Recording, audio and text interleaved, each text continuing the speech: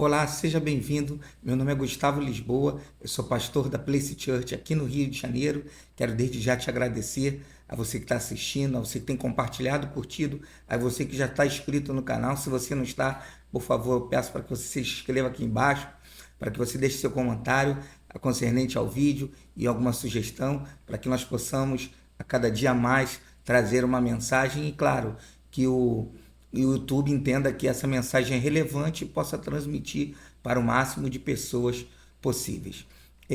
O texto que Deus ministrou ao meu coração, Deus tem falado comigo, que é o título dessa mensagem nesta noite, neste dia, eu não sei o horário que você vai estar assistindo, mas é concernente à esperança.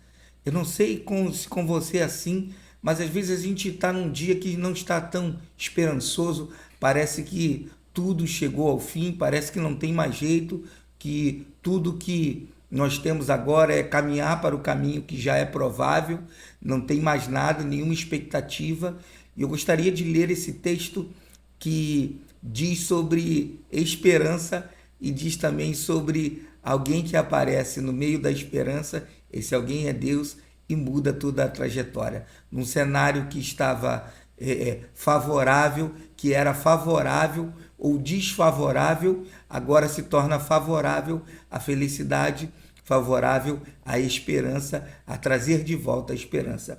O texto está em Lucas, capítulo 7, a partir do versículo de número 11. Lucas 7, a partir do capítulo de número 11.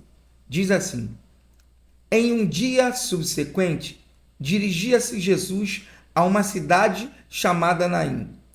E iam com ele os seus discípulos e numerosa multidão. Como se aproximasse da porta da cidade, eis que saía o enterro de um filho único de uma viúva. E grande multidão da cidade ia com ele.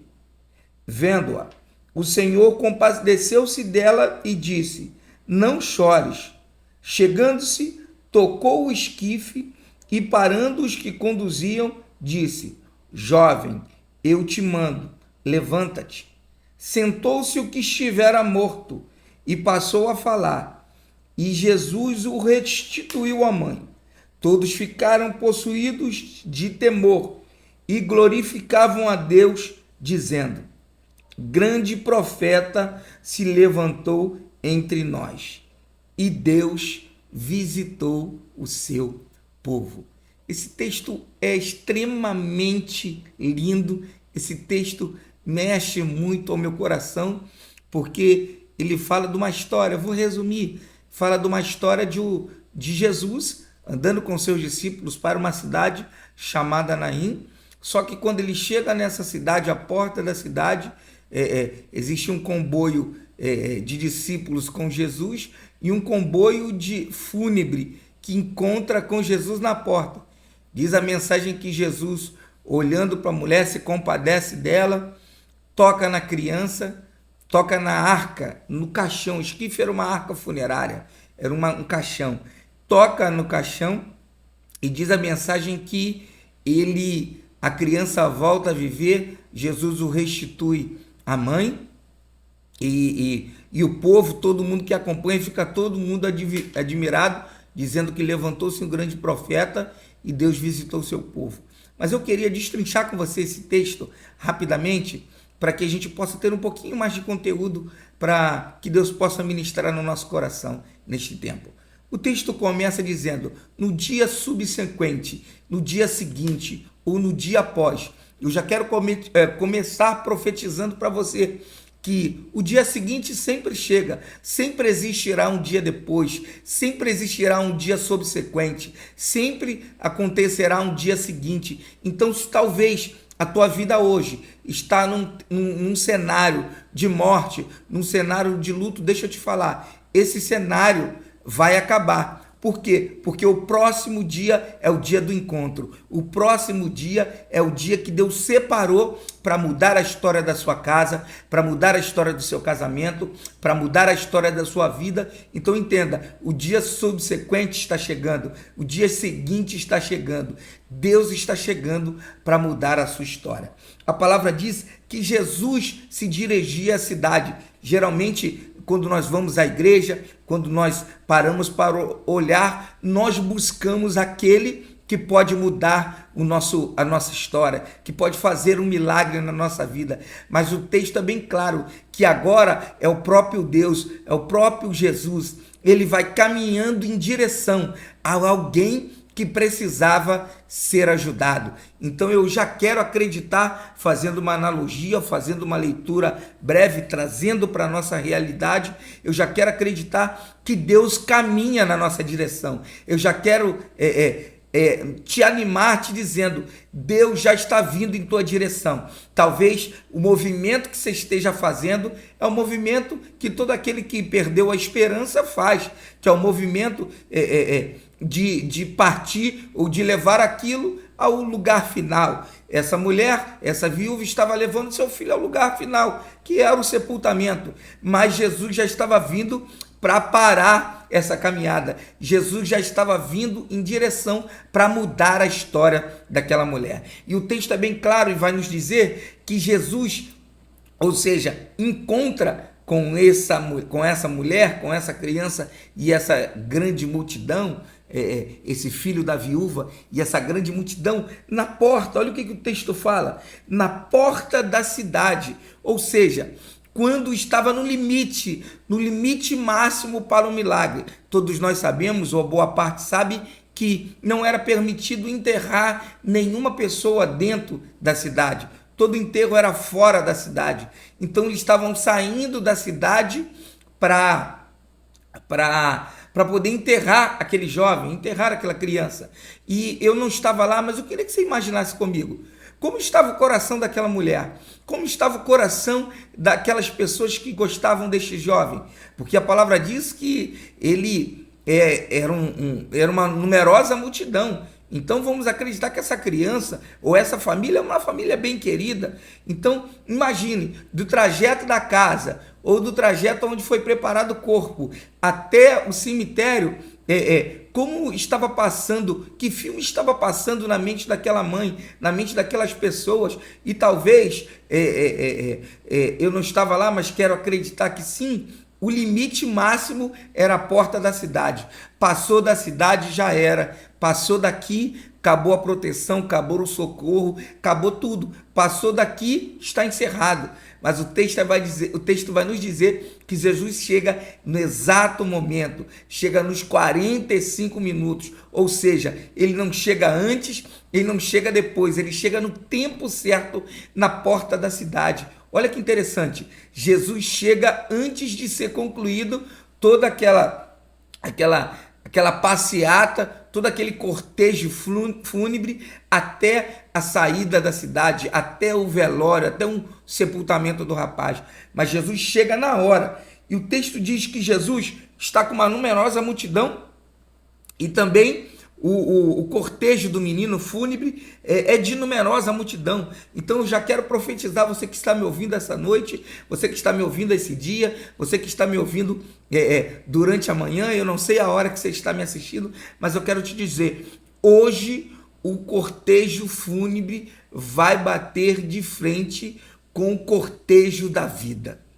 Jesus hoje está indo e ele não está sozinho. Está ele, está os seus discípulos, está os seus anjos, está uma comitiva angelical. Eu quero te dizer que nesse momento Deus já está se movendo em seu favor, em sua direção. Mas ele não vem sozinho, ele vem com seus discípulos, ele vem com todos aqueles que acreditam que Jesus pode mudar a história. Então ele está vindo agora. Nós vemos agora dois bondes. O grupo da morte e o grupo da vida. Só que o grupo da morte não vai vencer o grupo da vida. O grupo da vida vem, o líder é Jesus. O grupo da morte é o próprio inimigo querendo ceifar a nossa vida. Mas quando chega diante de Jesus, tudo tem que ser paralisado. Tudo que chega diante de Jesus é paralisado na hora. E nós vemos o texto dizer, quando ele se aproxima da porta da cidade, sai o filho de uma viúva. Ou seja, nós sabemos que, segundo a cultura, quando morria o esposo, o filho assumia essa responsabilidade de agora ser, dependendo da idade do rapaz, é claro, de agora ser sustentada pelo filho. O filho agora tomava a responsabilidade de tomar conta da casa, tomar conta das responsabilidades, das contas. Se tivesse fazenda, da agricultura, do semear, do colher, o menino agora se torna o homem da casa e tomava essa responsabilidade. Então nós vemos agora essa mulher, pense na mente dessa mulher. Essa mulher que já tinha perdido possivelmente o marido e agora perde o filho, como estaria a mente dela? A mente dela simplesmente estava pensando, agora acabou a minha esperança, porque o único que podia me ajudar era o meu filho, o meu marido já se foi, a esperança também já se foi. Imagina como estava a mente desta mulher. Talvez assim esteja a sua mente, sem esperança. Talvez você esteja agora carregando uma mente desesperançosa. Sua mente talvez agora esteja pensando, acabou, já está cancelado, já está terminado, tudo que tinha para acontecer não vai acontecer mais, porque agora eu estou indo enterrar os meus sonhos. Porque também toda mãe, toda viúva, toda mãe, eu vou falar, toda mãe judia ficava feliz em ter um filho homem. Era o presente, vou botar assim, era a joia da coroa. Imagina ter um filho, um homem naquela época, ele que carregava a herança do nome, ele que carregava também a herança física, também a herança espiritual, mas o homem era aquele que, o menino, quando nascia, era aquele que ia ser o responsável em carregar uma trajetória, a linhagem, o nome da família. Só que agora, com essa morte, eu acredito que essa mãe pensando, acabou a genética, acabou a genealogia, acabou a história da minha família, porque o único que podia carregar essa história agora já está indo. E o mais engraçado desse texto é que existia uma numerosa multidão. Logo eu quero acreditar que tem pessoas que ainda em morte vão carregar mais gente do que pessoa em vida. O que você está fazendo durante a vida? O que você tem feito durante a vida? Será que você está deixando para carregar essa multidão? Está deixando para fazer essa multidão te seguir ou te acompanhar depois da morte? Porque nós vemos agora uma grande multidão acompanhando o velório desse rapaz. O velório desse rapaz que construiu uma família. Será que a família dele era bem querida? Será que todo mundo estava olhando ali em meio à multidão, estava olhando porque queria ver se estava morto mesmo, se era o fim, se realmente estava acabado? Porque na multidão também existem muitas pessoas, muito tipo de pessoas. Na multidão existem vários tipos de pessoas. As que estão ali porque estão sentindo o que a gente está sentindo, estão com o coração pesado como o nosso, mas tem gente que está ali para confirmar, para ver se você se deu mal, para ver se você, realmente acabou, se tudo está zerado. Então, essa grande multidão pode-se notar duas coisas: pessoas contas e pessoas a favor. O texto também vai dizer que, então, diz a palavra que Jesus olha para a mulher. E é muito engraçado isso, porque naquela época a mulher não tinha grande autonomia. Eu não vou falar que não tenha ou que não seja importante, mas Jesus é o primeiro que revela o ministério das mulheres. Eu vou falar isso numa próxima mensagem para você. Jesus olha para a mulher e a mulher não tinha muita autonomia. Ela não tinha vou botar assim, não tinha o costume de conversar com um homem estrangeiro, com um homem de fora. Então, não tinha muita autonomia, muita visibilidade, mas a palavra diz que o próprio Deus, que o nosso próprio Jesus olha e observa a mulher. Olha que lindo isso. Jesus está olhando para todos. Jesus não faz acepção, Jesus não sai escolhendo e deixando gente de fora. Jesus está olhando para todos ao mesmo tempo, da mesma maneira, com o mesmo amor e com compaixão. Diz o texto que ele olha para essa mulher e se compadece dela e diz: não chore. Parece até engraçado, né? Não chorar no momento que é para chorar. Porque quando tudo parece não dar certo, quando tudo parece chegar ao fim, tudo que a gente quer é chorar, tudo que a gente quer desabafar, rasgar o nosso coração, é ficar em luto porque a gente está sentindo aquilo. Só que Jesus fala, não cessa, não chores, cessa esse choro, segura. Jesus está falando, fique tranquilo, não chores, não chores. E aí o texto é claro que Jesus pega agora e se achega perto do morto. Nós sabemos que Jesus era um rabino, nós sabemos que ele era um rabino autorizado, que ele era judeu, e nós sabemos que o judeu não se toca, não se contamina com o morto, não pode ter o contato com o morto. Então Jesus agora toca na urna funerária, nós chamamos aqui de caixão. Então Jesus toca nesse caixão chamado esquife, toca nesse caixão e aí diz que automaticamente, quando ele toca no caixão, o que estava morto ressurgiu.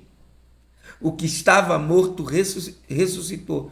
Pastor, o que você está querendo me dizer? Eu estou dizendo que hoje Jesus vai tocar nas coisas que queriam te matar. Jesus vai tocar nas coisas que trouxeram morte para sua casa, morte para sua vida, morte para o seu casamento, morte para sua área financeira, familiar. Jesus está tocando hoje, está dizendo, para porque eu cheguei. E o que era para ser velório vai se transformar em festa. Jesus, o texto diz que Jesus toca e diz que ele parava, ele toca no caixão e parou as pessoas que conduziam. Existiam pessoas, até hoje, é tradicional, é da tradição de muitos lugares, quando morre alguém, pega-se 4 ou 6 pessoas, às vezes 8, e vão conduzindo o morto, o defunto, a pessoa que morreu, até a sepultura. Então essas pessoas conduziam aquele rapaz ao lugar da sepultura. Olha que, vamos trazer para a nossa realidade. Olha o que Jesus faz. Jesus primeiro toca no lugar que mantinha a morte ativa e depois ele paralisa quem carregava o rapaz ou a pessoa para o cemitério, para o velório, para o enterro. Então, o que esse texto também está nos dizendo? Trazendo para a nossa realidade. Jesus hoje está parando, tocando na causa que dá a morte, na causa que causa a morte, na causa que sustenta a morte. Mas Jesus está também tocando hoje em todos aqueles ou em tudo que conduzia a nossa vida para a morte. Jesus hoje está lançando, através dessa palavra, quero profetizar, está lançando uma palavra profética de pare. Quem estava fazendo a vida morrer, quem estava fazendo as coisas morrerem, agora Jesus está falando, eu estou tocando e dizendo, está encerrado, está acabado, eu não quero mais que se mova. É interessante que logo após isso, o texto vai dizer que ele dá uma mensagem para o jovem. Eu te levanto, eu te mando, levanta-te, eu te mando, levanta-te. Olha que ele está dando uma voz de autoridade, está falando, o que estava morto na sua vida, o que estava indo para ser enterrado, para ser sepultado, eu estou dizendo, agora vai se levantar, eu te ordeno, se levante agora, se levante o amor sobre o relacionamento, se levante a cumplicidade, se levante o amor em família, se levante os sonhos de emprego, de empresa. Quantos, eu costumo dizer, o lugar mais rico da face da terra não é o banco, não é o Vaticano, o lugar mais rico da face da terra se chama cemitério. Para lá foram os melhores sonhos, os melhores projetos, as melhores empresas, as melhores coisas estão enterradas lá, as coisas mais preciosas, mais ricas estão enterradas lá. E Jesus está falando, hoje nós vamos falir. Jesus está falando, hoje eu, com os meus discípulos, com toda a comissão celeste, estou hoje trazendo falência sobre um cemitério, sobre o enterro. Hoje eu estou decretando o que era para estar morto, não vai estar mais. Levanta-te, levanta-te, levanta-te. O texto continua dizendo que o que estava morto se sentou, ou seja, agora nós vemos nível, deitado, sentado, em pé. É assim, na minha e na sua vida. Deus começa, quando Ele começar a fazer as coisas da nossa vida voltarem à normalidade, entenda, existe um tempo que estava deitado, que parecia estar morto, um tempo que se senta, ou seja, as primeiras etapas do reavivar, do restaurar, do restituir, do ressuscitar. Então, sentado, talvez o próximo período seja entre em pé, agachado ou em pé direto. Então você precisa agora entender que nesses períodos o texto vai dizer que ele fica sentado e depois nos outros evangelhos vão dizer ele fica sentado, ele se alimenta, ele volta a caminhar devagar. Então entenda, tudo que Deus está de novo ressuscitando em sua vida terá um tempo, terá um prazo e ele vai subir por degraus. Deus faz as coisas por degraus. Então entenda, o que Deus está fazendo sobre a minha vida, sobre a tua vida, é por etapas. E talvez agora, depois de parecer morto, vai se sentar. O que você está querendo dizer, pastor? Eu estou querendo te dizer que talvez o seu casamento, que já foi muito lindo, muito ativo, muito pulante, muito saltante, agora Deus está restituindo. Então não espere que ele pule se é o tempo de sentar. Não espere um movimento muito grande, porque está refazendo a rota, está recalculando a rota. Já viu o GPS? Quando você pega um GPS e muda a rota, você tinha que ir para a direita, você não entra, ele recalcula a rota, uma rota mais rápida, mas ele recalcula. E às vezes essa rota é maior do que a inicial. Então, o Senhor está recalculando a rota da minha vida, da sua vida, em nome de Jesus. O povo vai dizer que o povo vai ficar alegrado, e diz o texto que Jesus então pega esse jovem e o restitui à mãe. Então eu quero finalizar essa mensagem te dizendo que hoje é um tempo de restituição. É um tempo que Deus está preparando para nos restaurar, nos restituir, nos recompor coisas, situações, pessoas. Deus está nos restituindo. Quando fala de mãe, fala de maternidade, fala de intimidade, fala de presente. Então, o Senhor estava falando para a mãe, tudo que você achou que estava perdido, hoje eu estou te devolvendo de volta. Então, essa mensagem que eu quero deixar para o teu coração, para a tua vida, para a tua mente, dizendo: Deus vai fazer, Deus vai restituir, Deus vai de novo trazer a esperança para a tua vida, em nome de Jesus. Até o próximo vídeo.